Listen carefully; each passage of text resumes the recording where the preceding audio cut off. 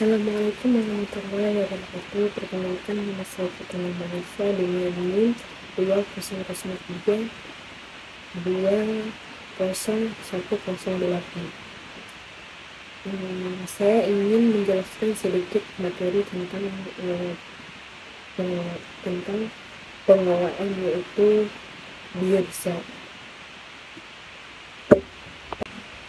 Biodiesel adalah bahan bakar alternatif yang terbuat dari bahan-bahan organik seperti minyak nabati, lemak hewan, dan minyak jelantah. Nama lain biodiesel adalah biosolar. Pengolahan minyak nabati sebagai bahan utama dalam pembuatan biodiesel diimplementasikan dengan komposisi khusus. Biodiesel adalah salah satu contoh dari bahan bakar sumber daya alam lama yang dapat diperbarui dengan memiliki bahan dasar dari tumbuhan. Biodiesel dalam menggantikan peran diesel solar yang menggunakan minyak bumi. Bahan dasarnya minyak bumi merupakan sumber daya alam yang tidak dapat diperbarui. Oleh karena itu, biodiesel merupakan salah satu solusi untuk mengurangi ketergantungan pada bahan bakar fosil yang semakin menipis dan berdampak buruk pada lingkungan. Biodiesel sejatinya sudah ramai diperbincangkan serta dikembangkan dengan serius oleh para peneliti dunia di era 1970-an. Hal ini timbulnya krisis minyak dunia. Bahan bakar alternatif pun semakin masif dikembangkan ketika disadari energi fosil dapat memberi pengaruh buruk bagi lingkungan. Melalui menilai ENMC-nya serta mengingat sifatnya yang tidak dapat diperbarui. Di Indonesia sendiri terkait penggunaan biodiesel berkembang sejak 1990-an.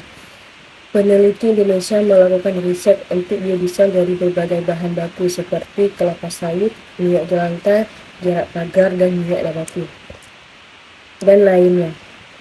Riset yang dilakukan tidak hanya riset dasar, namun juga produksi secara pilot hingga uji coba pada mesin. Tercatat di Pusat Penelitian dan Pengembangan Teknologi Minyak dan Gas Bumi pada pengkajian dan penerapan teknologi Pusat Penelitian Kelapa Sawit.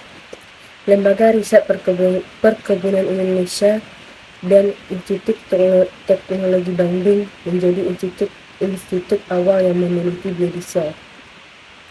Gagasan awal dari perkembangan biodiesel adalah dari suatu kenyataan yang terjadi di Amerika pada pertengahan tahun 80-an ketika petani kedelai kebingungan memasarkan kelebihan produk kedelainya serta anjloknya harga di pasar. Dengan bantuan pengetahuan yang berkembang saat itu serta pendukung pemerintah setempat, para petani mampu membuat bahan bakar sendiri dari kandungan minyak kedelai menjadi bahan bakar dieselnya, lebih dikenal dengan biodiesel. Produk biodiesel dimanfaatkan sebagai bahan bakar untuk alat-alat pertanian dan transportasi mereka. Berdasarkan penelitian yang dilakukan, para ahli telah menyimpulkan bahwa bahan bakar biodiesel memiliki sifat fisika dan kimia yang hampir sama dengan bahan bakar diesel konvensional dan juga memiliki nilai energi yang hampir setara tanpa melakukan modifikasi pada mesin diesel. Penggunaan biodiesel di Eropa dilakukan dengan mencampur bahan bakar biodiesel dengan diesel konvensional dengan perbandingan tertentu yang bertujuan untuk menjaga faktor teknis pada mesin terhadap produk baru serta menjaga kualitas bilangan sempurna biodiesel yang harus sama atau lebih besar 40. Keunggulan lain dari bahan bakar ini adalah dalam melakukan kendali kontrol polusi, di mana biodiesel lebih mudah daripada bahan bakar diesel fosil karena tidak mengandung sulfur bebas dan memiliki gas buangan dengan kadar pengotor yang rendah dapat dideteksi. Di sisi lain, secara ekonomi menguntungkan bagi negara barat dan Eropa. karena sumber daya tidak perlu diimpor seperti bahan bakar konvensional. Sumber minyak nabati lainnya yang diolah menjadi biodiesel yaitu dari canola dan bunga sari. Biodiesel merupakan bahan bakar terdiri dari campuran mono alkyl ester, di antaranya panjang asam lemak, yang dipakai sebagai alternatif bagi bahan bakar mesin. Biodiesel terbuat dari sumber terbarukan seperti minyak nabati, misalnya minyak sawit, minyak kelapa, minyak kemiri, minyak jarak pagar, dan minyak berbagai tumbuhan yang mengandung trigliserida. Biodiesel tergolong bahan bakar yang dapat diperbarui karena produksi dari hasil pertanian, antara lain jarak pagar, jatropha cercas, kelapa sawit kedelai, jagung kapas, dan juga dari lemak hewan. Penggunaan biodiesel cukup sederhana, dapat terurai, biodegradable, tidak beracun, dan pada dasarnya bebas kandungan belerang sulfur. Biodiesel memiliki kelebihan dibandingkan dengan solar, antara lain termasuk bahan bakar yang dapat diperbarui. Yang pertama, termasuk bahan bakar yang dapat diperbarui, dan yang kedua, tidak memerlukan notifikasi mesin diesel yang telah ada, dan yang ketiga, tidak memperparah efek rumah kaca karena siklus karbon yang terlibat pendek, dan yang keempat, kandungan energi yang hampir sama dengan kandungan energi petroleum diesel, sekitar 80% dari petroleum diesel. Yang kelima, penggunaan biodiesel dapat memperpanjang usia mesin diesel karena memberi lubrikasi lebih daripada bahan bakar petroleum. Dan yang keenam, aman digunakan karena lebih terurai daripada gula. Kandungan racunnya 10 kali lebih rendah daripada garam, memiliki flash point yang tinggi yaitu sekitar 200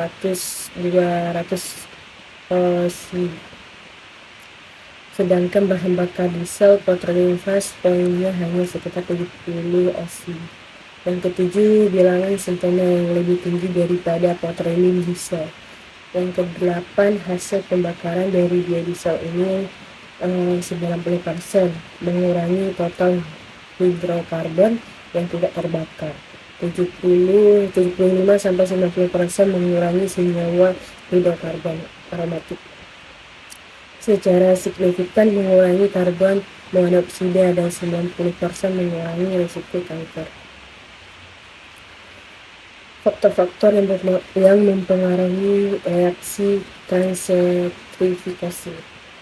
Yang pertama ada lama reaksi. Semakin lama waktu reaksi, semakin banyak produk yang dihasilkan karena keadaan ini akan memberikan kesempatan terhadap molekul-molekul reaktor untuk bertumbukan satu sama lain. Namun setelah kesetimbangan tercapai, tambahan waktu reaksi tidak mempengaruhi reaksi.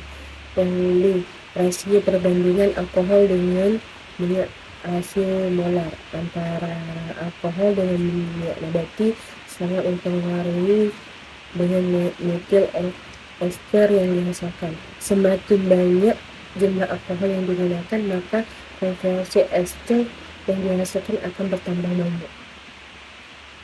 Perbandingan molar antara alkohol dan minyak nabati yang bisa digunakan dalam proses industri untuk mendapatkan produksi multi ester yang lebih besar dari 98%. Berat adalah 6 bagi 1. Yang C, jenis katalis. Katalis adalah suatu zat yang berfungsi mempercepat laju reaksi. dengan menurunkan energi aktivitas namun tidak menggeser letak keseimbangan. Penambahan katalis bertujuan untuk mempercepat reaksi dan menurunkan kondisi operasi. Tanpa katalis, reaksi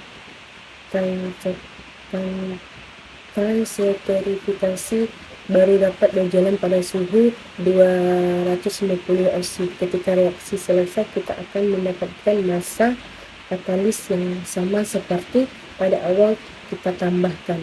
Katalis yang dapat digunakan dapat berupa katalis homogen atau heterogen. Yang D ada suhu. Kecepatan reaksi terseterifikasi meningkatkan pada suhu yang mendekati titik didih alkohol yang digunakan.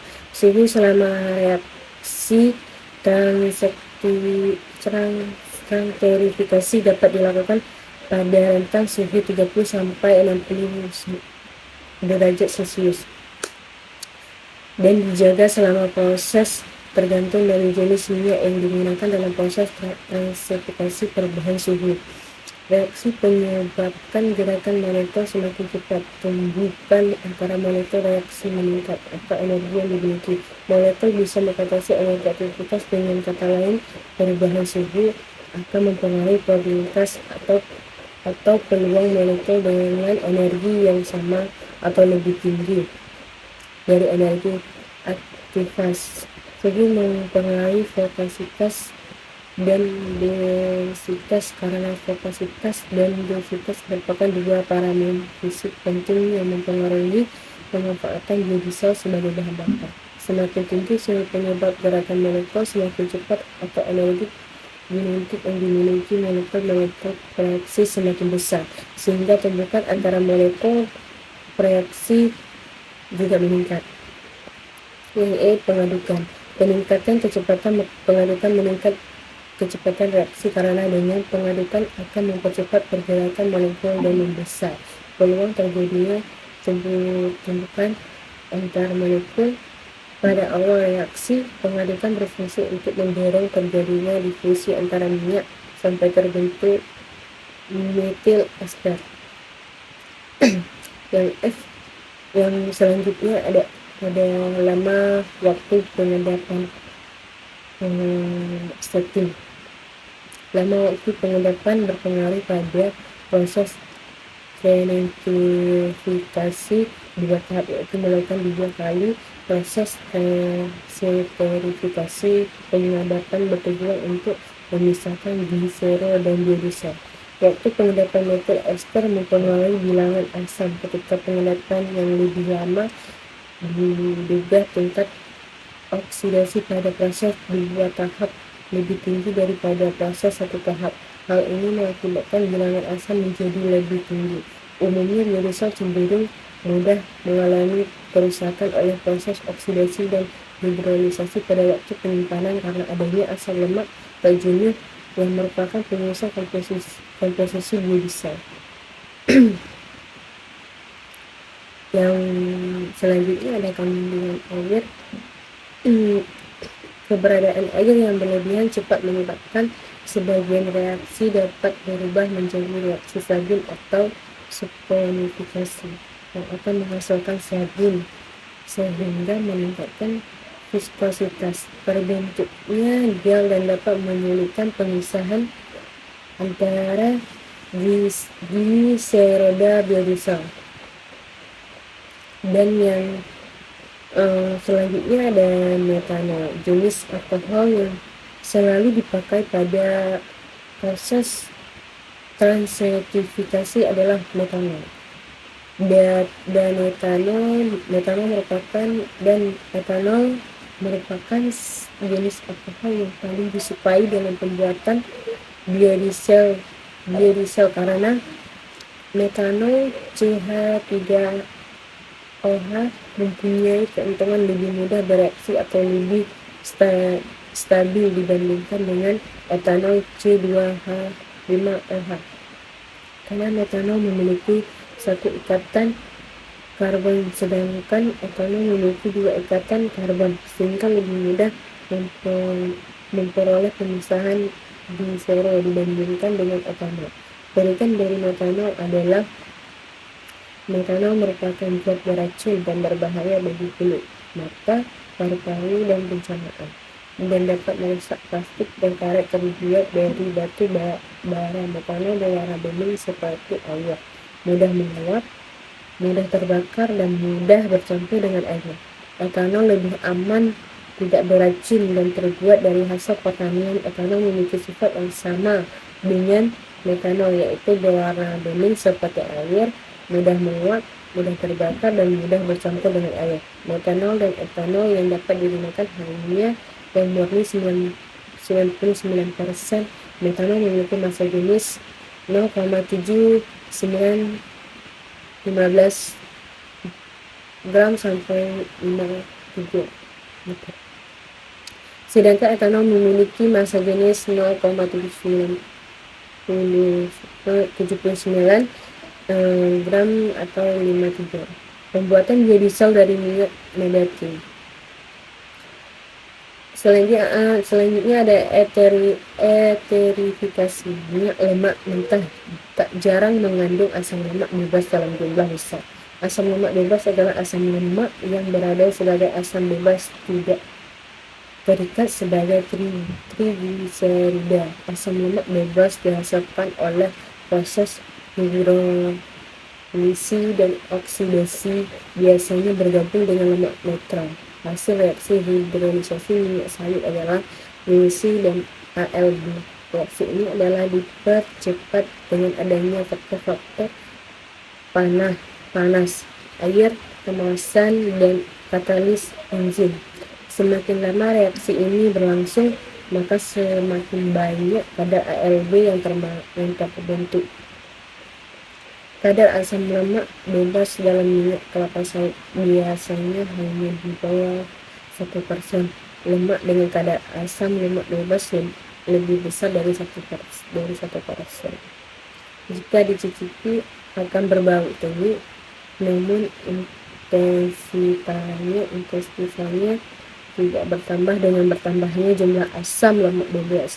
Asam lemak bebas walaupun berada dalam jumlah kecil mengakibatkan rasa tidak lezat. Hal ini berlaku pada lemak yang mengandung asam lemak tidak dapat menguap dengan jumlah atom C lebih besar dari 14. Asam lemak bebas dalam konsentrasi tinggi yang terikat dalam minyak nabati sangat merugikan. Tingginya asam lemak bebas ini mengakibatkan rendahnya minyak turun. Hingga itulah perlu dilakukan usaha pencegahan terbentuknya asam lemak bebas dalam minyak sawit. Kenaikan asam lemak bebas ditentukan mulai dari saat buah dipanen sampai buah diolah di pabrik. Karena ALD ini disebabkan adanya reaksi hidrolisa pada minyak. Beberapa faktor yang dapat menyebabkan peningkatan kadar ALD yang relatif tinggi dalam minyak nabati antara lain. Yang pertama ada pemanenan buah yang tidak tepat waktu.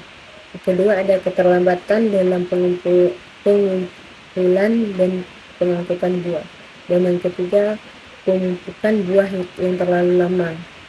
Yang B transesterifikasi. Salah satu proses pembuatan biodiesel yang paling banyak digunakan dalam industri adalah transesterifikasi minyak nabati. Transesterifikasi adalah reaksi antara trigliserid dan alkohol menghasilkan gliserol bebas dan ester alkyl asam lemak. Yang pertama kali dilakukan pada tahun 1853 oleh ilmuwan E.D.V. dan J. Patrick. Transesterifikasi adalah penggantian gugus alkohol dari ester dengan alkohol lain, umumnya katalis yang digunakan dalam NaOH atau KOH. Metanol lebih umum digunakan untuk proses transesterifikasi karena harganya lebih murah dan lebih mudah untuk didaur ulang kembali, walaupun tidak menutup kemungkinan untuk menggunakan jenis alkohol lainnya seperti etanol. Transesterifikasi merupakan suatu reaksi keseimbangan untuk mendorong reaksi agar bergerak arah hasil reaksi sehingga dihasilkan metil ester biodiesel, maka perlu digunakan alkohol dalam jumlah yang berlebih atau salah satu produk yang dihasilkan harus dipisahkan. Faktor utama yang mempengaruhi rendemen ester yang dihasilkan pada reaksi transferasi adalah rasio molar antara trihidrasi dan alkohol, jenis katalis yang digunakan, suhu reaksi, waktu reaksi, kandungan air dan kandungan asam lemak bebas pada bahan baku yang dapat menghambat reaksi. Faktor lain yang mempengaruhi kandungan ester pada biodiesel diantaranya kandungan glisero, jenis alkohol yang digunakan pada reaksi transesterifikasi, jumlah katalis sisa dan kandungan sabun pada proses transesterifikasi. Selain menghasilkan biodiesel, hasil sampingannya adalah glisero. Yang C, pencucian. Tujuan pemurnian biodiesel ester metil asam lemak adalah untuk menghilangkan sisa katalis, sisa glisero dan ion logam sebagai sabun.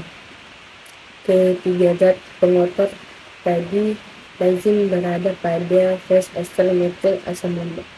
Ketika pemisahannya dengan fase glisero, sisa katalis sebagai hidrosidanya ataupun metosidanya masih tertinggi pada ester metil asam lemak. Setelah proses pemisahan fase glisero dan fase ester metil asam lemak harus dihilangkan karena akan menyebabkan kerusakan yang berupa korosi basah pada pompa injeksi dan berbagai bagian sistem bahan bakar.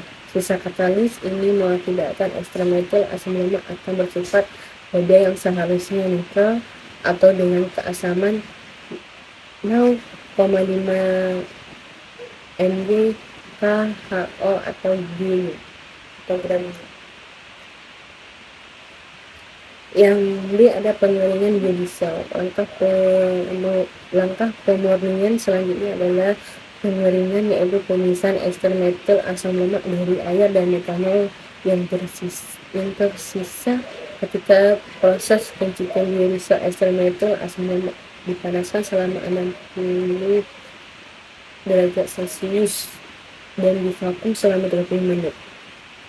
Pada umumnya permasalahan pada aliran bahan bakar terjadi pada temperatur, di antaranya titik kabut dan titik tuang. Pada saat keberadaan kristal mulai mengganggu proses bahan katalis bahan bakar. Oleh karena itu digunakan metode pengukuran yang lain untuk mengukur performansi bahan bakar pada temperatur rendah, yakni Cold Filter Freezing Point (CFPP). Di negara-negara Eropa, standar N116 dan Low Temperature Flow Test LTFT. Di Amerika Utara, standar ASTM DA539. Pada umumnya, titik kabut dan titik tuang biodiesel lebih tinggi dibandingkan dengan solar. Hal ini bisa menimbulkan masalah pada penggunaan biodiesel, terutama di negara-negara yang mengalami musim dingin. Untuk mengatasi hal lain, biasanya ditambahkan aditif tertentu pada biodiesel untuk mencegah aglomerasi kristal yang terbentuk dalam biodiesel pada temperatur rendah. Namun demikian, penambahan aditif tersebut tidak menurunkan titik kabutnya. Selain menggunakan biodiesel dan solar, pencampuran antara biodiesel dan solar terbukti dapat menurunkan titik kabut dan titik tuang bahan bakar. Teknik lain yang bisa digunakan untuk menurunkan titik kabut dan titik tuang bahan bakar adalah dengan melakukan winterization. Pada metode ini dilakukan pendinginan pada bahan bakar hingga terbentuk kristal-kristal yang selanjutnya disaring dan dipisahkan dari bahan bakar. Proses kristalisasi parsial ini terjadi karena asam lemak tak jenuh memiliki titik beku yang lebih rendah dibandingkan dengan asam lemak jenuh. Maka polysaccharide sejatinya merupakan proses pengurangan asam lemak jenuh pada biodiesel. Di sisi lain, asam lemak jenuh berkaitan dengan angka setana. Oleh karena itu, polysaccharide dapat menurunkan angka setana bahan bakar diesel. Metode lainnya untuk menurunkan titik kabut dan titik koyak biodiesel adalah dengan menggunakan alkohol bercabang sebagai pengganti metil atau etil dalam pembuatan biodiesel. Peneliti sebelumnya telah meneliti sebuah kristalisasi biodiesel yang dibuat dari minyak kedelai dengan isopropil 2-butil T-butil dan methyl alkohol, serta membandingkan dengan metanol dan etanol yang di bilangan lot. Bilangan lot menunjukkan tingkat ketidakjenuhan atau banyaknya ikatan rangkap asam lemak penyusun biodiesel. Kandungan senyawa asam lemak tak jenuh meningkatkan performa biodiesel pada temperatur rendah karena senyawa ini memiliki titik melting point yang lebih rendah sehingga berkorelasi terhadap plug point dan power point yang rendah. Namun di sisi lain, banyaknya senyawa lemak tak jenuh di dalam biodiesel memudahkan senyawa tersebut bereaksi dengan oksigen di atmosfer. Biodiesel dengan kandungan bilangan ion yang tinggi akan mengakibatkan fragmentasi polimerisasi dengan pembentukan deposit pada injektor model dan cincin pistol pada saat mulai pembakaran. Nilai maksimum harga angka lot yang diperbolehkan untuk biodiesel yaitu 115 G12 atau 100 gram berdasarkan standar biodiesel Indonesia. Selanjutnya ada kadar air. Kadar air dalam minyak merupakan salah satu tolak ukur mutu minyak. Makin kecilnya kadar air dalam minyak, maka mutunya makin baik. Hal ini dapat memperkecil kemungkinan terjadinya reaksi hidrolisis yang dapat menyebabkan kenaikan kadar asam lemak bebas. Kandungan air dalam bahan bakar dapat juga menyebabkan turunnya panas berbusa dan bersifat korosif jika bereaksi dengan sulfur karena akan membentuk asam. Selanjutnya ada angka setana. Angka setana adalah ukuran kecepatan bahan bakar diesel yang diinjeksikan ke ruang bakar bisa terbakar secara spontan setelah bercampur dengan udara. Angka setana pada bahan bakar mesin diesel memiliki pengertian yang kebalikannya dengan angka oktan pada bahan bakar mesin bensin. Semakin cepat suatu bahan bakar mesin diesel terbakar setelah diinjeksikan ke dalam ruang bakar, semakin baik tinggi angka setana bahan bakar tersebut. Cara pengukuran angka setana yang umum digunakan adalah menggunakan Black-Deutsche C16H34 yang memiliki nama lain setana sebagai patokan tertinggi. Angka setana Cm sama dengan 100 dan 2,4,6,8,8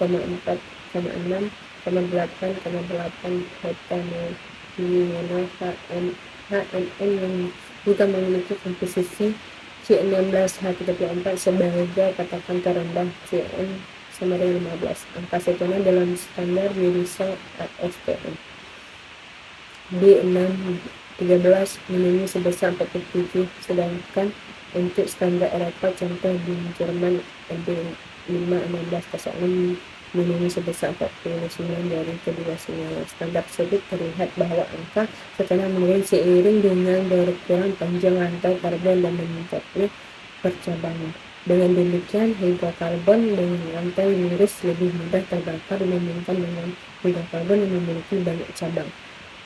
Angka setengah korelasi dengan tingkat kemudahan penyalahan pada tempo rendah dan rendahnya kebisingan pada kondisi ideal. Angka setengah yang tinggi juga diketahui berhubungan dengan rendahnya polutan NOx. Secara umum, Indonesia memiliki angka setengah yang lebih tinggi dibandingkan dengan solar biodiesel pada umumnya, memiliki rentang angka setengah dari 46 sampai 70.